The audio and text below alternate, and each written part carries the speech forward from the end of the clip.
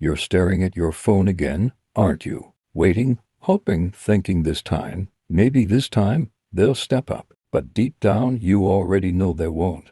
And the longer you wait, the more you betray yourself. See, wanting more from someone who isn't ready isn't romance. It's a trap, a slow drip of self-doubt disguised as love. You tell yourself you're patient, that you understand. But patience isn't checking their scene status every 5 minutes. Patience isn't rehearsing conversations in your head while your stomach twists into knots.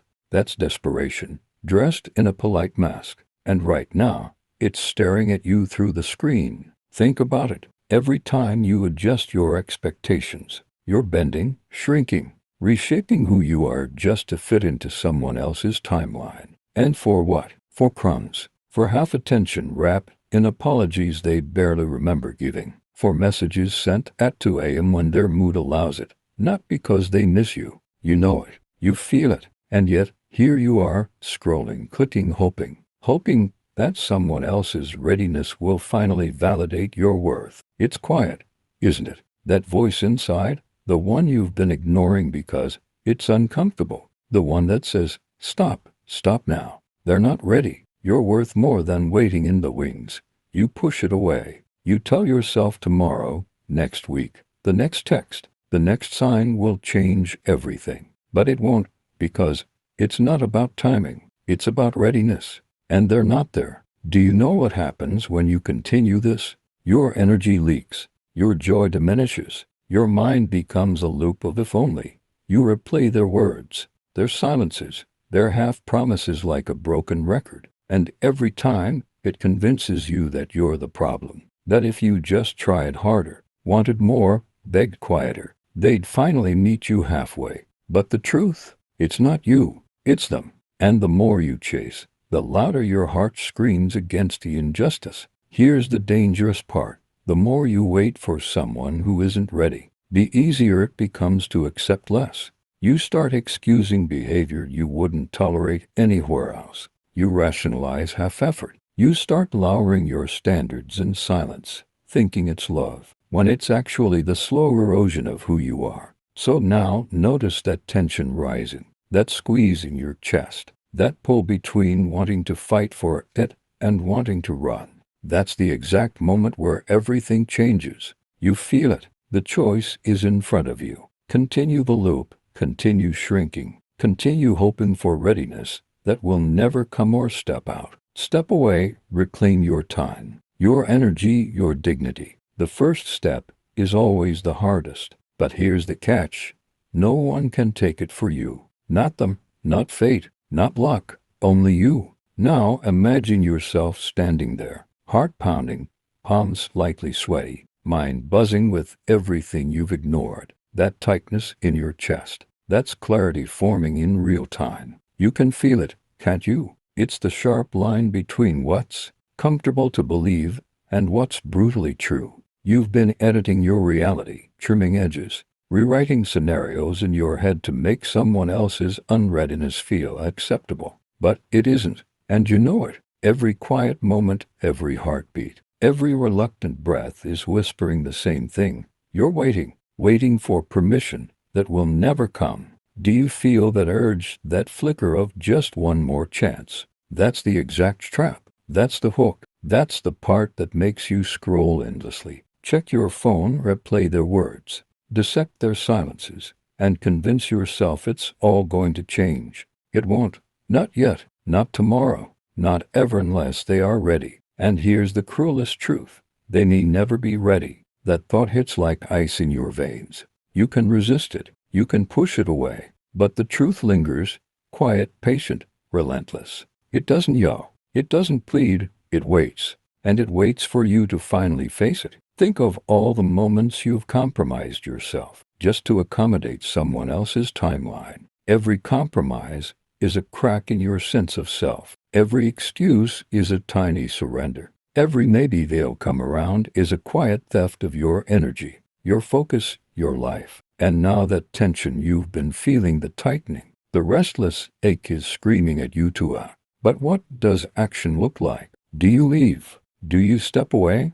Do you stop hoping, Stop chasing, stop shrinking. Or do you pretend once more, mask the truth, and hope the story will write itself differently this time? Notice the weight of that uncertainty, the edges of fear, the flicker of longing, the quiet desperation that sits just beneath your ribs. It's uncomfortable, and it should be, because it's truth. It's the part of you that refuses to be lied to, that refuses to be bent, that refuses to be paused for someone else's readiness. And yet, you hesitate. That hesitation, that split second between knowing and acting, is the exact moment where everything could tip. You feel it, that pulse, that pull, that silent question that burns hotter than any answer. And the story doesn't end here. Not yet, because right now, you are still standing at the threshold. You are still caught in the loop. You are still deciding, unconsciously, whether to stay tethered to someone else's unreadiness or to finally step into your own readiness. And the longer you wait, the more your own desires, your own energy, your own clarity begin to whisper faintly, urgently, insistently, enough.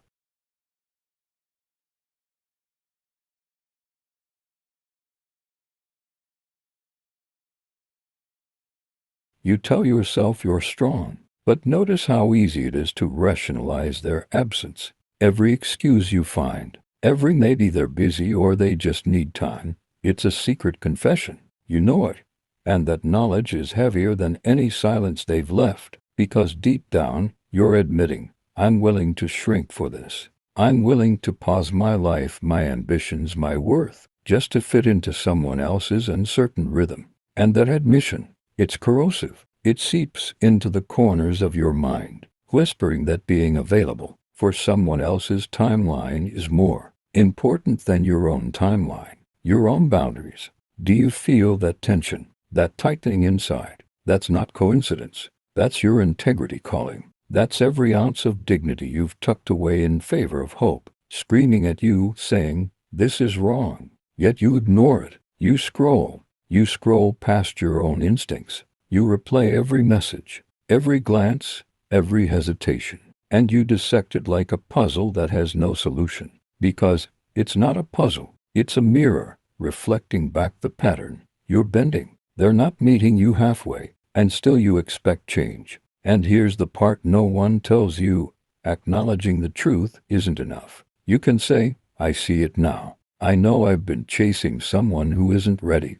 But if you don't act, it's meaningless. Awareness without action is self-torture dressed as insight. It's the slow drip of regret, the quiet erosion of self-respect. And in that space, the mind starts bargaining. Maybe if I wait a little longer, maybe if I try just one more time, maybe they'll finally notice me. That maybe is poison. It lulls you into compliance. It keeps you tethered to a person who isn't invested, who isn't ready, who isn't yours, not yet, not ever. So feel that. Feel the frustration, the disappointment, the rising heat of impatience and fear. Feel it fully, without escape. That's your internal alarm. That's the signal you've been missing. And then ask yourself, what have I been ignoring? My own time, my own energy, my own worth. How long will I let someone else's unreadiness dictate my mood, my heart, my choices? How long before I realize that by waiting, I'm actually giving them power I don't deserve to surrender? This is the fork in the road. One path is quiet, slow erosion. One path is explosive clarity. One path is watching your life compress around someone else's timetable, shrinking every day until your desires, your needs, your dreams are whispers in a room you no longer recognize. The other path, reclaiming, stepping back, holding your own ground, saying, silently, without drama or announcement, you are not ready. I am ready, and because I am, I will no longer wait. Notice the weight of that. Feel the tension of possibility and loss intertwined. That tension is sharp. That tension is necessary. That tension is the pivot point between suffering in silence and stepping into the space you actually control.